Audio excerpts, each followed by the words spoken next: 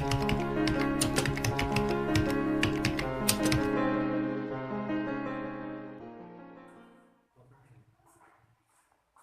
rồi, cho anh cốc nước.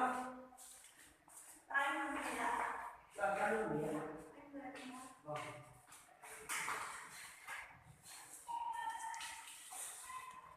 Anh xin. Em làm đây được bao lâu rồi đấy? Em làm được hơn tháng rồi anh.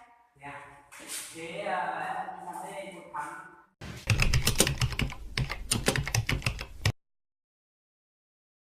Mình sẽ gặp một khách hàng rất quan trọng. Em cần của anh một quà này nhé, cho anh đi sang một lát rồi quay lại.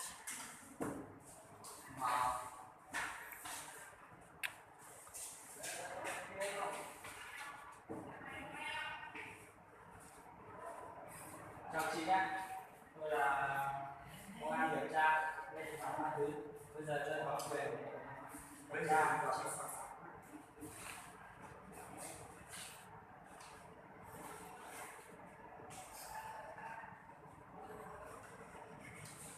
Bây giờ chị đã vi phạm về buôn lậu ma túy đá.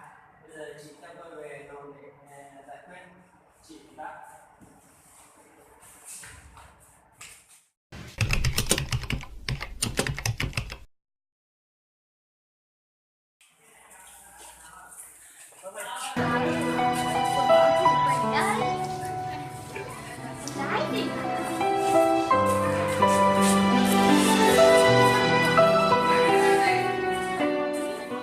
Mày làm tao xấu ở cái dao này á, mày cút vào nhà tao này.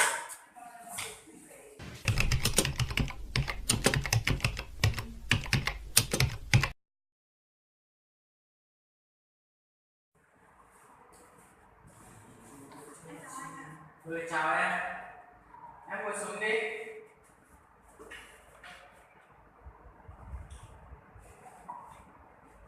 Anh mời em trước. Em tìm đến đây có chuyện gì không? Em tìm đến đây có chuyện em đơn em ạ. Chuyện là thế nào? Hãy kể cho anh nghe. Chuyện là thế anh ạ. Em bị một bạn phụ cô, em không biết bạn ấy nghiện ma túy, bạn ấy đã đưa cho em một hộp để bảo em giữ hộ. Em không biết trong đấy có ma túy. Em đã bị các anh công an kiểm tra và các anh công an kiểm tra và đã bị bắt đi cai nghiện.